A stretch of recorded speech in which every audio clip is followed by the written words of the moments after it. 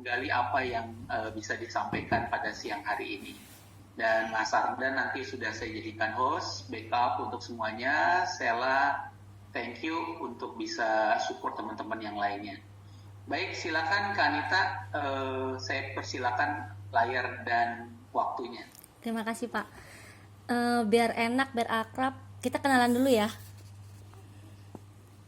Nama saya Nita, saya lulusan Sahid tahunnya nggak usah sebutin lah ya. Masuk ke tahun 2000. Jadi kalau mau tanya-tanya, kayaknya lebih enak tanya-tanya aja deh Pak, biar lebih nggak kayak ini aja. Kayak ngobrol aja biar enak. Ya, nggak apa-apa kan, nggak apa-apa diperkenalkan aja dulu. Oke, Ardan sudah bisa di-share layarnya. Itu Kalubis nggak dikenalin Kak Kanita. Ada di belakang layar. Itu muncul, dia muncul tuh. Oh, oke. Bentar ya Pak. Oke. Ayah. Nah ini Kalubis ini juga sama-sama mereka aktivis juga di Fakultas Ekonomi. Ini Ardan ini adalah pengurus BEM di Kanita yang angkatan baru nih sekarang. Iya. Oke, jadi ini teman-teman yang baru mulai merintis, mulai belajar organisasi, dan kita mau buktikan bahwa teman-teman aktivis pun bisa sukses seperti Kanita. Ya, tetapi ada kemauan, ada mau belajar. Nah, di layar yang baru join ini saya pin ya. Taufik. Nah, ini Kalubis. Silakan Kalubis mau nyapa teman-teman. Ini layarnya sudah saya pin nih, layarnya Kalubis buat Kalubis. Nah ini suaminya Kanita, mereka adalah pasangan suami istri dan kedua-duanya adalah lulusan Usahid, alumni Usahid. Beliau juga termasuk partner canda saya, partner diskusi waktu masih di kampus dan sebagainya. Jadi bisa sharing, jadi teman-teman jadi nggak usah kagok. Nah ini ada Mas Taufik Rahman. Angkat tangan, ada yang mau ditanya Mas Taufik Rahman sebelum Kanita mau bicara, sampaikan. Taufik Rahman ada? Belum ada Pak. Soalnya, saya pikir mau nanya. Oke, baik. Ardan sudah siap ya? Silakan di-share Ardan. Kanita boleh nanti langsung bicara saja. Iya Pak, sedikit lagi.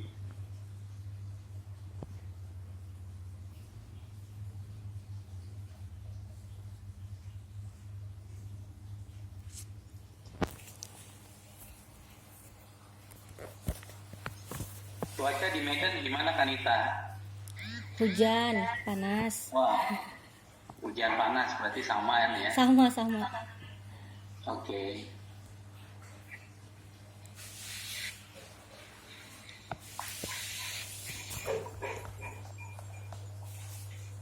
Jadi ini fakultas apa nih Pak?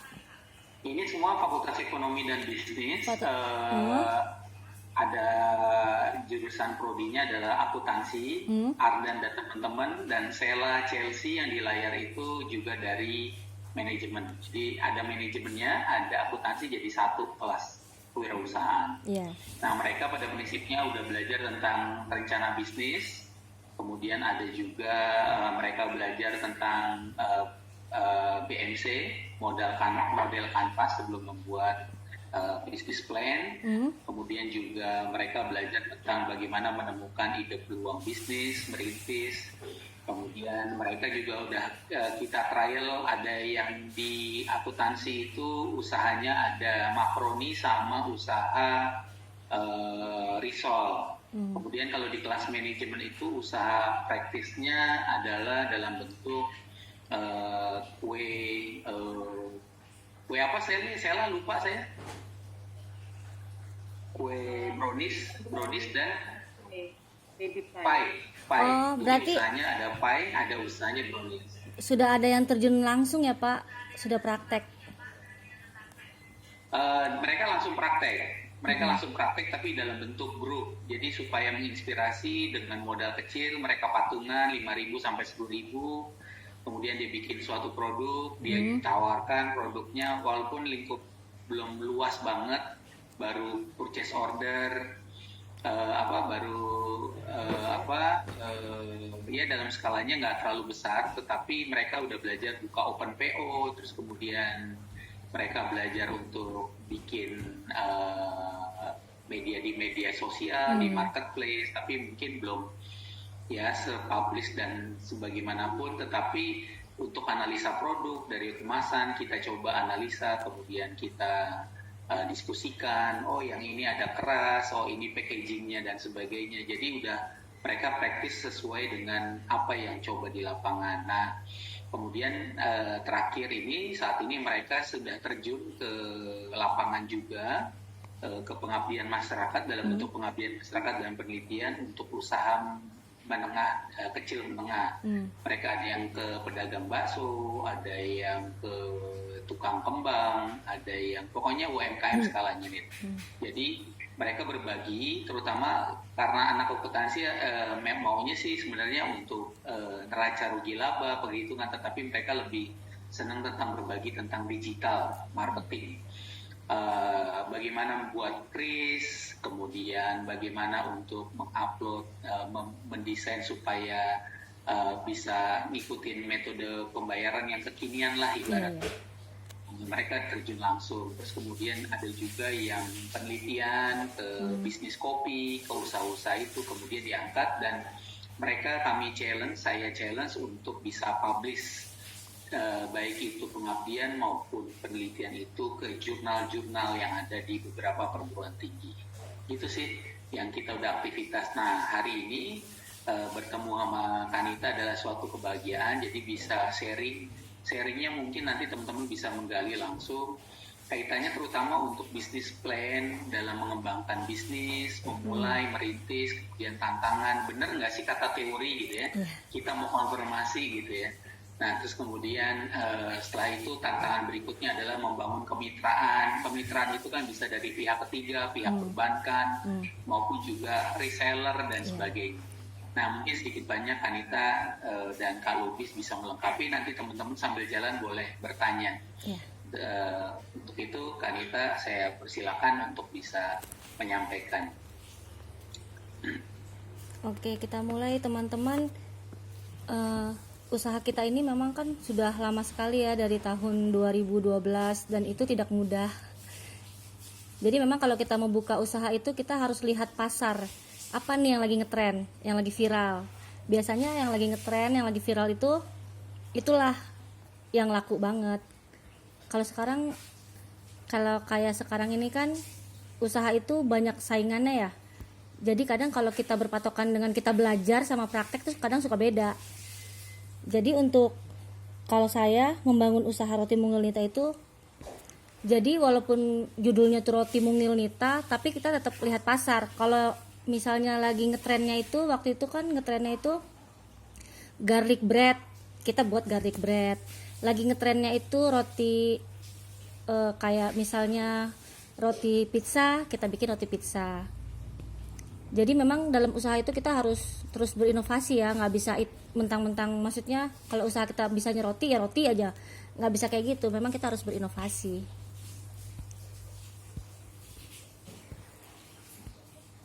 Kayaknya saya lebih enak sharing aja deh Pak, ngobrol-ngobrol gitu, tanya apa nanti saya jawab.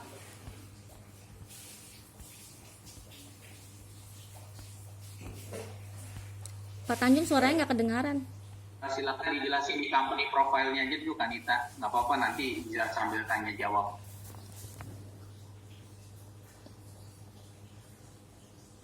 Apa nih? Iya. Ini sejarah roti mungil Nita sih sebenarnya.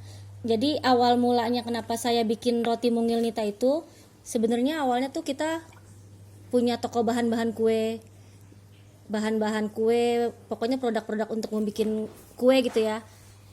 Jadi ceritanya tuh biasalah dalam usaha itu kan kadang naik, kadang turun. Pada saat itu kita mengalami penurunan, terus saya sama suami tuh mikir gitu, ini gimana caranya supaya bahan-bahan kue ini bisa kita gunakan, berguna. Bagaimana nih? Kan akhirnya suami saya tuh les bikin roti di suatu tempat Bogasari. Nah setelah itu kita tuh bikin kue, donat, bikin roti goreng dan segala macamnya. Tapi memang lagi-lagi kita harus melakukan penelitian ya. Setelah saya lihat-lihat, di tempat saya itu yang jual donat, yang jual roti goreng tuh udah banyak dengan harga murah, besar-besar tapi murah. Ya udah, akhirnya kita bikin yang beda daripada yang lain, roti mungil Nita, dan alhamdulillah mereka itu sangat antusias, suka karena bentuknya kan kecil, terus kalau beli sedikit pun harganya juga terjangkau ya, nggak seperti roti-roti yang besar. Itu sih awal mulanya, awal mula kita bikin roti mungil Nita, dan akhirnya sampai saat ini alhamdulillah terus berkembang. Ya, next Ardan ya. Jadi di sini roti kita itu memang kita tuh punya ciri khas roti kita itu bentuknya yang kecil-kecil, terus ciri khas kita juga tuh rotinya tuh bentuknya tuh kan beda-beda, setiap rasa beda bentuk, kecil-kecil terus lembut. Jadi orang tuh makan, biasanya kalau target pasar saya itu kan anak-anak TK ya dulunya. Jadi kalau anak-anak TK itu beli roti yang ukuran besar satu, rasa mereka tidak habis. Tapi kalau beli roti mungil Nita, mereka bisa makan sampai 10 rasa habis karena kecil. Jadi ya itu sih kelebihan dari roti mungil Nita menurut saya ya. Itu pun saya ambil dari hasil testimoni orang-orang yang beli.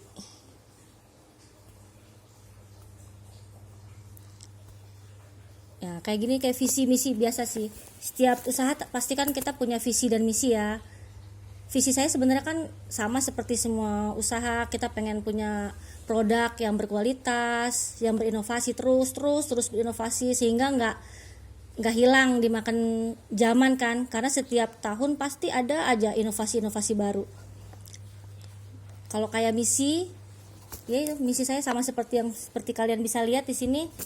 Kepinginnya tuh roti mungil Nita ada di seluruh daerah, bisa dinikmati oleh seluruh lapisan masyarakat, seperti itu. Nah kalau ini kita tuh jual di roti mungil Nita itu, kita jual rotinya tuh kan tidak satuan ya. Waktu di Jakarta kita bikinnya itu per paket. Kebetulan ini tuh yang di Jakarta, karena kan Pak pindah ke sini itu kita memang beda apa namanya, beda marketnya kan, beda orang-orangnya. Jadi kita ubah nih di sini, kita mengikuti pasar di sini. Waktu di Jakarta itu kita bikin roti mungil Nita itu pakai paket, jadi minimal itu paket Kaisar isi 25 pieces. Di sini kita nggak bisa seperti itu karena daya beli orang tidak seperti di Jakarta. Di sini kita jual satuan. Terus kayak paket seserahan, karena di Jakarta itu setiap ada acara apapun mereka pasti pesan yang paket seserahan gitu, kayak hampers itu ada. Di sini kita tidak ada karena mereka tidak terlalu mahal mungkin ya. Kayak snack box juga di sini di Jakarta kita snack box sudah sampai ke perkantoran-perkantoran, pemerintahan segala macam. Kalau di sini snack box, karena di sini snack box mintanya 5.000 satu box ya. Jadi kita tidak mengadakan snack box di sini. Terus catering segala macam semuanya, baking class itu semua di Jakarta sih. Di sini kita belum ada, paling hanya sedikit. Kanita berarti sebenarnya pakai produk ini berarti mulai lagi dari nol ya, modifikasi untuk mengenal pasar ya. Betul, kita mulai dari nol. Benar, di Mandalika waktu di Jakarta kan semua udah berjalan nih. Sudah berjalan. Kemudian sudah apa yang dipaketkan semua udah dapet. Nah berarti ada kemauan lagi, harus ada kesempatan lagi memulai lagi dari nol, walaupun sebenarnya udah mulai sudah lama, tetapi melihat pasar yang baru, melihat peluang dan celah lagi ya. Iya betul Pak. Sehingga apa yang bisa dimasukkan di dalam paket dari produk yang ditawarkan, gitu ya? Iya Pak. Jadi di sini itu kita mesti putar otak. Setiap hari kita nggak bisa produknya itu aja. Karena kan yang pembelinya di sini kan satu desa itu seperti satu RT ya. Terus nanti jauh lagi. Jadi yang beli ya hanya itu aja kan. Setiap hari kita mesti putar otak. Hari ini roti, besok pie, besok apa gitu. Jadi mesti berinovasi sih setiap hari Pak kalau di sini. Jadi tantangannya malah lebih ini ya, lebih berat ya. Iya, makanya itu kalau inovasinya tiap hari loh, gitu. Karena pembeli yang sama, jadi kan tantangannya adalah pembeli yang sama, karena tadi kan dibilang satu desa Hmm. hampir sama dengan satu RT dengan konsumsi roti. Kalau rotinya itu terus, nggak ada topping, nggak ada variasi, nggak ada bentuk lain, itu juga mungkin lama-lama jenuh juga ya minta roti. Iya, iya bosan. Jadi memang gitu, dalam berusaha itu kita harus nggak pantang menyerah. Jadi kalau nggak laku jangan udahlah nggak laku. Terus kalau misalnya nggak ada peminat, mereka kadang kita nih usaha. Kayak saya pertama kali kesini sempat ngedown juga kan. Roti kecil banget kok harganya 2.000, harusnya 1.000 nih gitu kan. Di sana aja besar 1.000. Itu sempat ngedown. Tapi untuk menjadi pengusaha, insya Allah sukses, kita nggak boleh ngedown.